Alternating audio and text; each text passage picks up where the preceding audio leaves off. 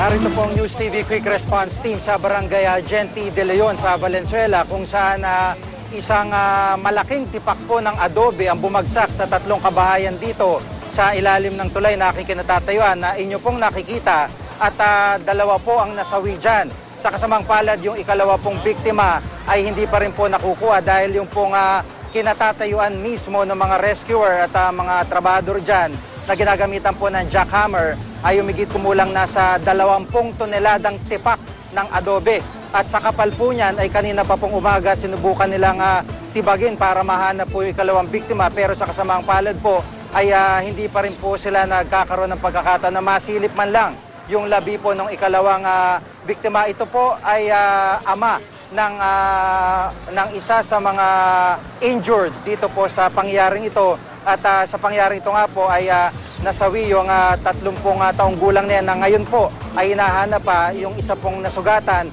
ay yung pong kanyang anak na 8 taong gulang at isa pa pong anak ng biktimang yan.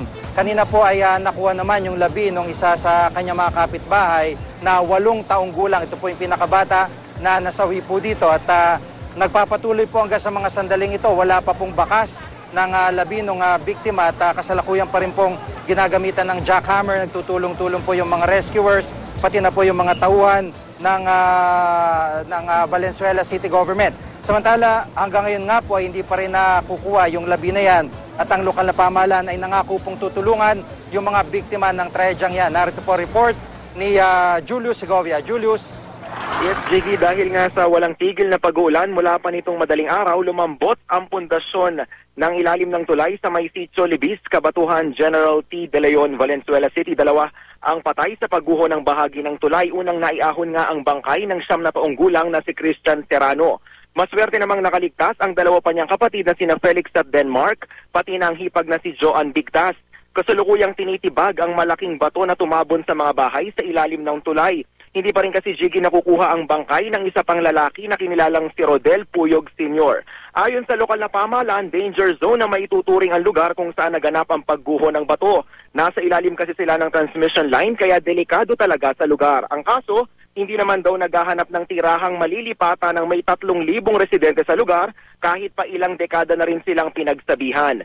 Sabi ni Mayor Sherwin Gatchalian ng National Grid Corporation of the Philippines daw ang may-ari ng naturang lugar. Para sa kanya, noon pa raw sana binakura ng NGCP ang lugar para hindi na natayuan ng mga informal settler. Aminado kasi ang lokal na pamahalaan na hindi biro ang mag-relocate ng mga residente. Gayunman, nangako ang Valenzuela City Government na sasagutin nila ang gastusin sa pagpapagamot sa mga nasugatan at pagpapalibing sa mga nasawi. Jiggy? Maraming salamat, Julio Segovia.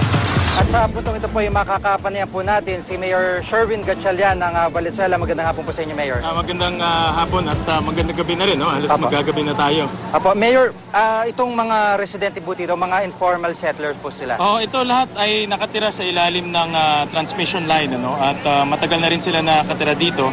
Hindi ba dito, almost 40 to 50 years na rin nakatira. At although kahit nakatira sila dito, sa mga huling mga taon, wala namang ganitong panganib. It's only ngayon lang na nagkaroon ng ganitong trahedya. Pero hindi ho ba kayo, o sinubukan nyo ho bang paalisin sila considering na ilalim to ng tulay, nakikita naman natin, meron ding tubig na dumadali dito sa kanilang mga kabahayan? Every year naman binibigyan sila ng warning, no? Na dapat humanap na sila ng permanent na bahay. Itong warning na ito galing po sa Transco, no?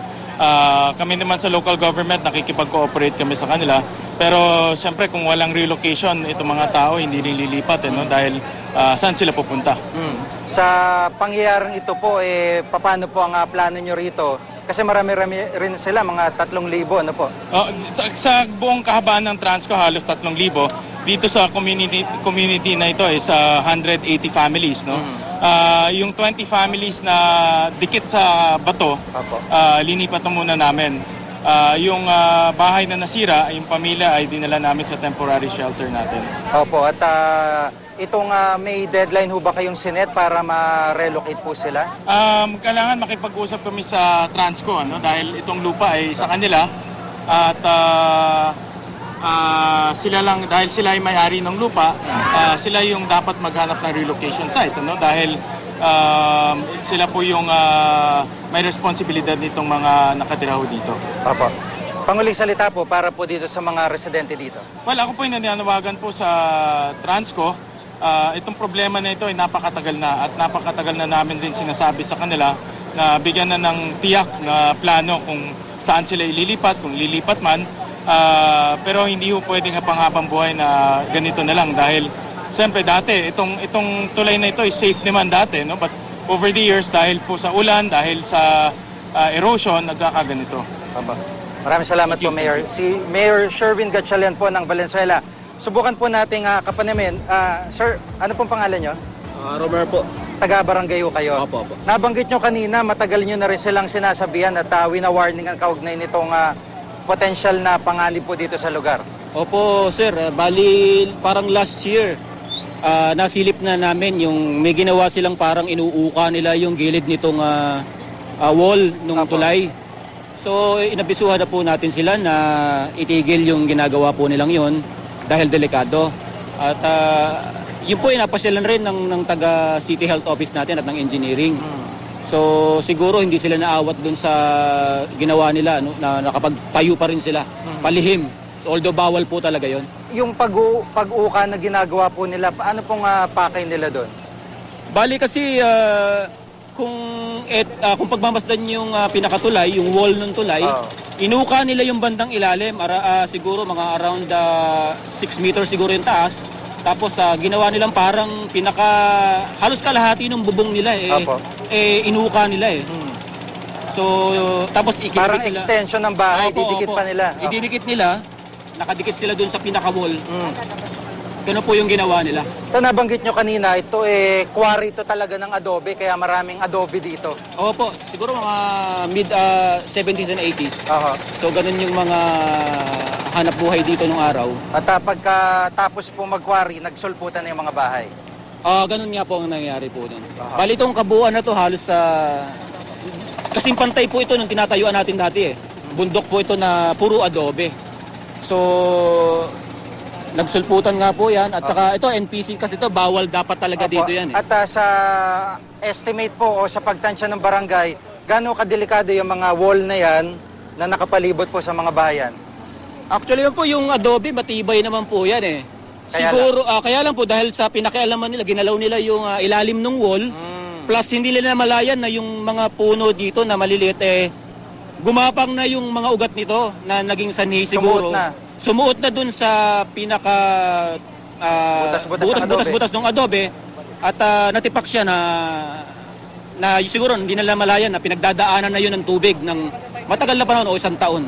Opo. So bigla siyang natipak at bumagsak na nga dito sa 3 bahay. Trahedya na nga po nagresulta. Maraming salamat po, Opo, sir. salamat. At ito nga po, nakikita nyo dito sa ilalim ng tulay ay patuloy po ang pagsasagawa ng retrieval operation sa isa po sa mga labi. At makikita rin po natin na hindi ho ganong nakaka-penetrate kahit pa gumagamit po ng ilang jackhammer yung mga rescuer dito dahil po sa kapal ng adobe na tumabon dito. Imagine niyo 3 bayo na tabunan niya pero akala nyo parang wala lamang at yung mismong kinatatayuan, yung mismong tipak ng adobe na tumabon po dito sa mga residente. Kaya ho sa tansya po ng mga rescuer dito medyo magtatagal pa po ang kanilang retrieval operations na isinasagawa ngayon.